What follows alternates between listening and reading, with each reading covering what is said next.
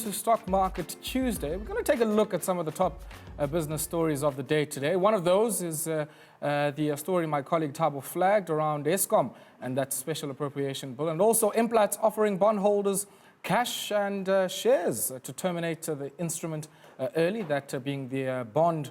And the platinum miner will also pay 523 million to those bondholders who have accepted the offer, 88% of them. And I'm joined in studio now by Kabelo Tshola, Portfolio Manager at FNB Wealth and Investment, to discuss this and other leading stories in the world of business. Afternoon, Kabelo, and welcome, and thank you for joining us here on Business Unusual. Thank you, as always, for having me, Aya.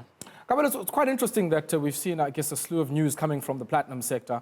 It's a sector that has certainly benefited from buoyant and much better than expected prices in the last 6 or 7 months or so. We've seen palladium on a massive rally and even, I guess, eclipsing the gold price there on a consistent basis in the recent months. And we heard yesterday Anglo Platinum issuing that 3 billion rand dividend at 11 rand per share.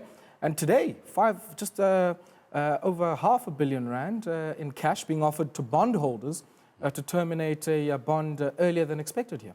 You know, I think it's an opportune time for Impala to redeem this bond. It's a convertible bond, so bondholders now have the option and seemingly are quite interested in taking up this option to convert into ordinary shares.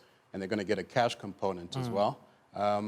Look, they've had a phenomenal time over the past couple of while, as you've mentioned. The Rand basket of PGM metals has been extremely good in terms of these miners. So indeed, a very opportune time. The Rand is fairly stable. So in short, I think they're trying to shore up their balance sheet, become more competitive. And obviously, you know, once you can deleverage as much as they're intending to, it helps that they've had good cash flow up to this point. So it's going to be, it actually makes sense at this point. How much does that weaning of the debt play into, I guess, the strategic play that they've come out with here, which is, of course, to go full scale into a low-cost mechanized model of mining in South Africa, which might also lead to a displacement of jobs, but potentially make, I guess, that basket you were talking about earlier on more cost competitive? No, sure. I think for all miners, the cost at which you're producing is the one that you can control. So they're probably aiming to try and, as you mentioned, mechanize. Obviously, this, in the context of South Africa, has detrimental effects. But I think, you know, this is where the two parties, i.e. the government, i.e. and the private sector, have to find a balance. But I think in terms of shareholders, they're probably doing the right thing, probably trying to cut off that debt and try and increase cash flow and become competitive so that they can be sustainable into the foreseeable future. Now we know, I guess, you know, shareholders and bondholders and even management are one part of that stakeholder pie. And the platinum sector's in, of course, the throes of negotiations at this point around wages and conditions of work with some of the unions there, more notably AMCU. And I guess sitting here, the big question, if I was Joseph Matunjo at this point, would be to say, we've seen a rally for platinum group metals in the last few months or so.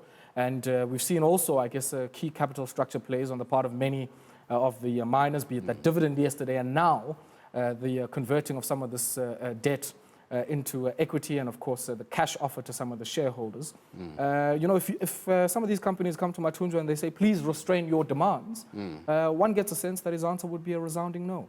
No, I think it's going to be a very difficult discussion to have. It's proven to be a difficult conversation to have.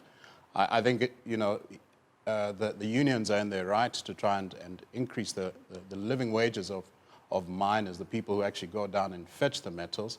I think that the conversation, they need to find a mutually beneficial platform in a less hostile way in order to facilitate ongoing stability within the sector. Sure. How that's going to happen, I think that's for management and the unions to decide. But of course, we know as South Africans, we've got a sticky unemployment problem here that they have to somehow resolve. And, you know, whether it's 27% or 40%, we can't afford any more. And I mean, the minerals are still in the ground. Yeah. You know, and we then either have to come up with an alternative to source these materials, or we have to come to the negotiation table. And we'll say a bit more, I guess, about some of those known reserves and the minerals that, as you say, are still in the ground. South Africa and Zimbabwe, I guess, holding the lion's share globally of the known platinum reserves. But join me now, Kabelo, and let's take a look at some of the tweets that have come through on this particular matter. And there's some interesting insights here.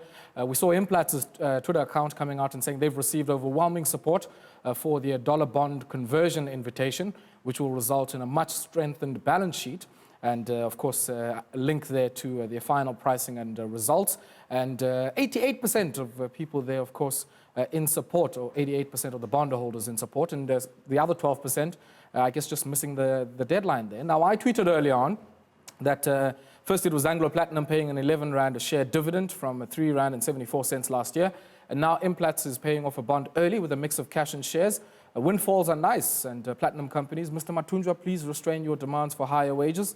And I guess the answer from Mr. Matunjwa would be a resounding no. Let's take a look at some of the responses to that particular tweet. But I digress. Nimrod Zalk, one of the industrial advisors here in South Africa, saying we need a longer-term strategy and accord on how we invest heavily now to position South Africa as a major industrial player in the hydrogen economy. And we'll come back to that, Kabelo, of course, some of the applications there of platinum. B. Motapa on Twitter saying Kumba Iron Ore also declaring a 13 Rand dividend per share. And I stand to be corrected, but what does this mean? And let's take a look at another one there. It says it's actually 3 Rand and 79, but they also saw their earnings triple there. And do we have any other one? Yes, Dark Boy Paul on Twitter saying profits are boosted by shedding jobs. 13,000 jobs Implats is set to cut between 2018 and 2020. The lower workers suffer while the execs are rewarded with huge bonuses. It does seem, Kabelo, that there is this impression that when we see these strong prices, this rally of PGMs, that it's a payday for bondholders, shareholders, and maybe the management as well, and for the capital structure of some of these companies, but it's seldom a payday for working people. No, it's a very difficult pill to swallow. I think they have to remain as aggressive and vigilant in order to get their demands heard. I agree. Sure. I think the fact of the matter is that the industry needs to be sustainable. If you've got unhappy miners and very happy management, it's not going to be sustainable. Sure. We saw several years back where it might have been months back where there was a prolonged strike, which cost mining firms tremendously. In the gold sector. In the gold sector, correct. Kabelo, I want us to pause there for a second and we'll take a break and we'll continue on the other side and talk, I guess, about some of the other drivers of competitiveness and sustainability in the sector. In particular, of course, what Nimrod was raising, which is around hydrogen. And of course, we know platinum is a major fuel stock in hydrogen fuel cells. And I guess those are some of the future applications and sources of demand for platinum here in South Africa. You're watching Business Unusual here on Newzroom Africa. After the break, we take a look at this particular story and more business stories of the day. Remember to send us all of your questions and comments. You can WhatsApp us on 072 110 5584. Stay tuned.